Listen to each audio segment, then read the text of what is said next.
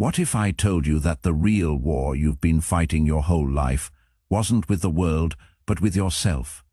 That beneath every moment you felt powerless, every time your voice trembled, every late night regret that knotted your stomach, there was a silent architect pulling the strings, and it wasn't fate, it wasn't luck, it was you, in the shadows of every decision, behind the masks we wear in boardrooms and bedrooms alike. There lies this unspoken truth. The greatest threat to your peace was never out there.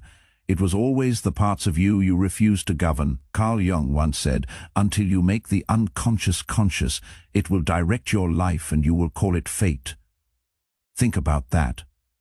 How many times have you blamed circumstance for the chaos inside you? How often have you whispered to yourself that if only they respected you more, if only the economy was better, if only you looked a little sharper, then maybe, just maybe, you'd feel steady. But the Stoics knew better. Marcus Aurelius reminded himself daily that you have power over your mind, not outside events.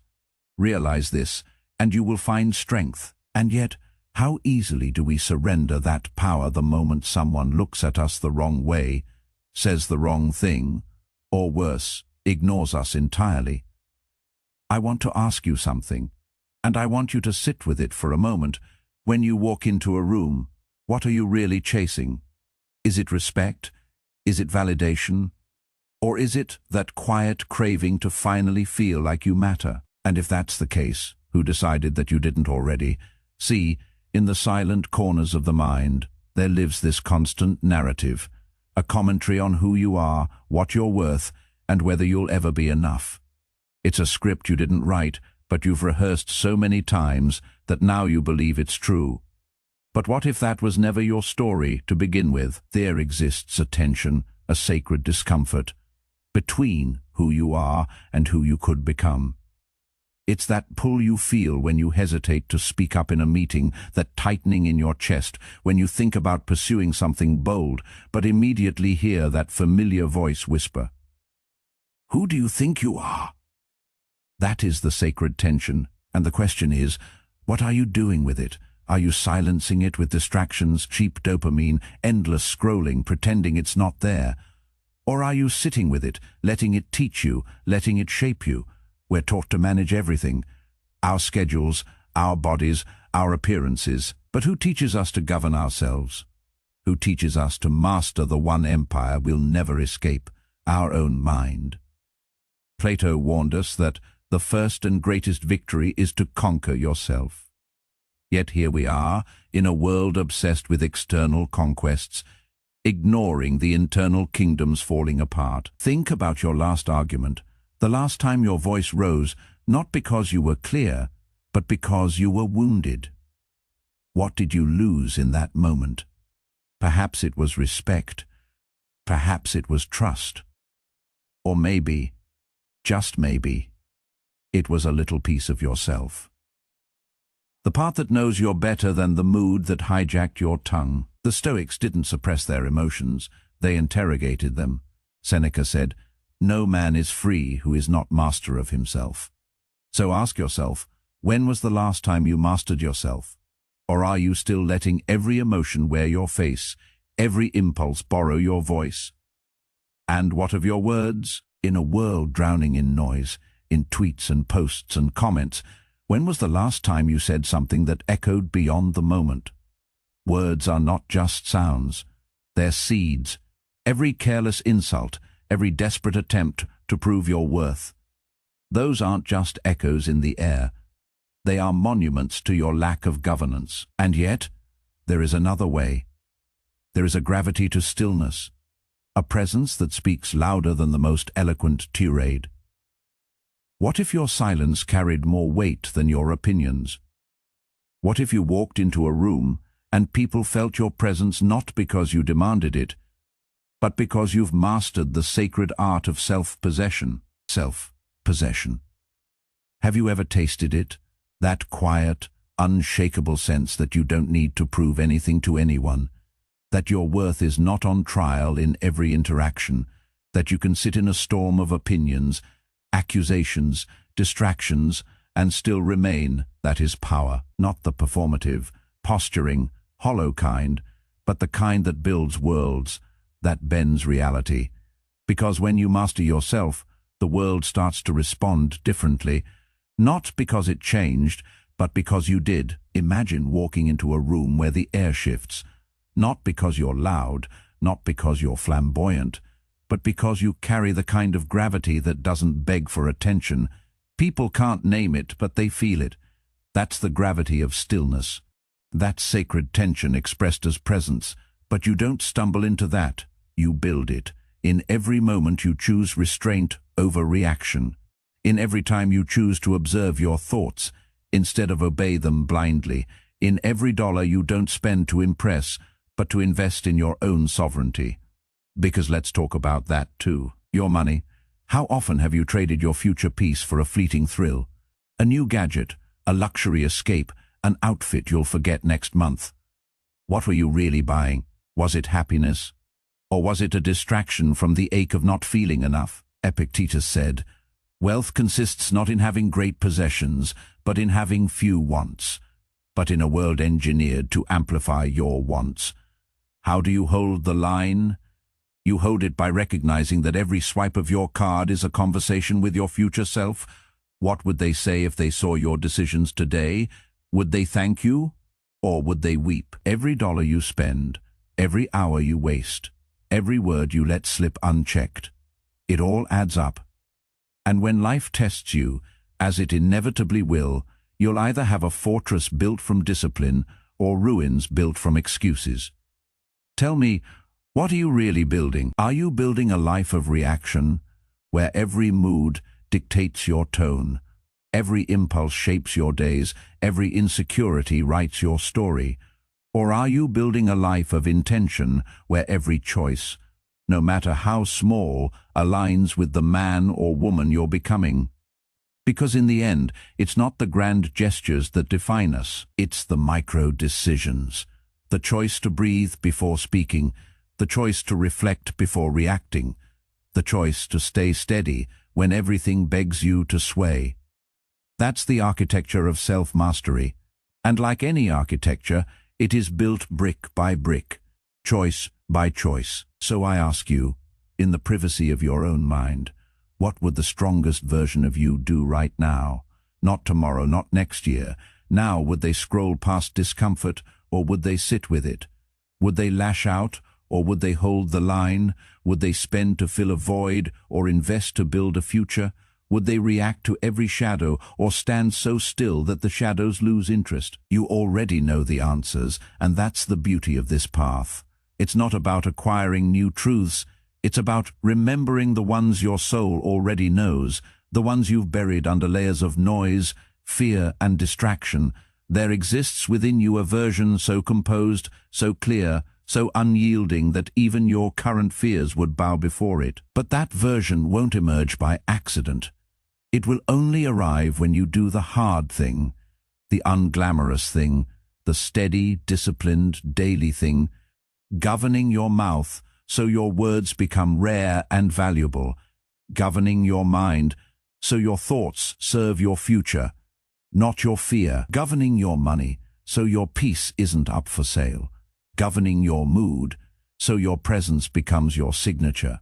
Because the truth is this: you are always being watched, maybe not by them, but by you. The highest version of you, the one who watches every choice and quietly whispers, "Yes, that's me," or "No, not yet." And when you ignore that voice, when you betray that higher self for the fleeting comforts of reaction, indulgence, or pride, there is no louder critic than your own conscience. That silent judge never raises its voice, but its disappointment is deafening. And yet, the beauty of that presence is that it never truly leaves. It waits, it watches, it invites you back to the path every single day. No matter how many times you stray, the invitation is still there. Govern yourself. There is a kind of man who, when he walks, the ground seems more certain beneath his feet. When he speaks, people don't just hear, they listen. And when he looks you in the eyes, you feel as if you're being seen by someone who has nothing to prove, nothing to flaunt, because he's already done the work within. That man is not a myth. He's not a product of chance. He is the result of daily, deliberate mastery, of saying no when ego screams. Yes, of sitting in discomfort without needing to numb it, of choosing discipline not because it's easy, but because it's necessary. The Stoics called this eudaimonia, not happiness, but human flourishing. The state of living in alignment with one's highest values, of being unmoved by the petty and anchored in the profound. But how do you get there? You begin by asking yourself the hardest questions. Where do I leak power? Is it my mouth that runs faster than my mind? Is it my mood that drags me down like a stone tied to my chest? Is it my money, those invisible chains disguised as purchases? Or is it my mind, that endless reel of self-doubt and imaginary enemies? You see, power doesn't come from controlling others. That's a game for the insecure. True power is self-mastery. When you can sit in a storm and still choose your words, still guard your energy, still command your attention, you have become a fortress no one can besiege. There's a man I once knew who lived like this. He wasn't loud, he didn't flaunt wealth, but when he entered a room, people stood differently. They spoke with more care. They watched their posture, and it wasn't fear, it was respect, the kind born from sensing someone who has conquered his own inner chaos. He told me once, the less I need from others, the more I gain from myself. That is presence. That is the silent influence, the gravity of stillness. But don't confuse stillness with weakness. A river that flows silently still carves valleys. A mountain does not shout to be seen, yet it commands reverence, and so must you. If your presence requires you to demand attention, you've already lost. But if your presence commands respect in silence, you have become the embodiment of power. And yet, this isn't about ego. This isn't about becoming untouchable or aloof. It's about alignment, about walking in such truth that your actions, your words, your posture, and even your silence all say the same thing. I know who I am. And more importantly, I know who I'm becoming. So I ask you again, who are you becoming? When you look at your spending, your reactions, your thoughts, your relationships, are they reflecting the man or woman you claim to aspire to, or are they the leftovers of moods and impulses you refuse to master? Because, here's the secret no one tells you, life is not waiting to crown you when you've got it all figured out. Life is crowning you every day in the quiet victories you choose. Every time you don't send that angry text, every time you walk away from the needless argument, every time you choose to invest instead of consume, every time you choose the gym over the couch, the journal over the feed, the silence over the noise, you are crowning yourself. And slowly, like the shaping of stone by water, you become unshakable. Not because the world has changed, but because you have. That is the paradox of power. The more you need to show it, the less you have it. The more you cultivate it quietly, the more undeniable it becomes. Aristotle taught that excellence is not an act, but a habit. We are what we repeatedly do. So, tell me, what are your habits saying about you? Are they whispers of discipline or screams of chaos, and when no one is watching? When the audience is gone, when the lights are off, do you still stand tall in your own reflection? Because in the end, there is no escaping that reflection. The question isn't whether you'll face it. The question is whether you'll be proud of who stares back. And make no mistake, that pride, that quiet dignity, it cannot be bought. It cannot be borrowed. It can only be built day by day, choice by choice, breath by breath. Seneca wrote, "It is not that we have a short time to live, but that we waste a lot of it." Every moment you hand over to your moods, to your impulses, to the reckless mind, that is life wasted. And yet, every moment you reclaim, through control, through presence, through mastery, That is life regained. And isn't that what you've wanted all along? Not to dominate the world, but to finally feel steady within yourself.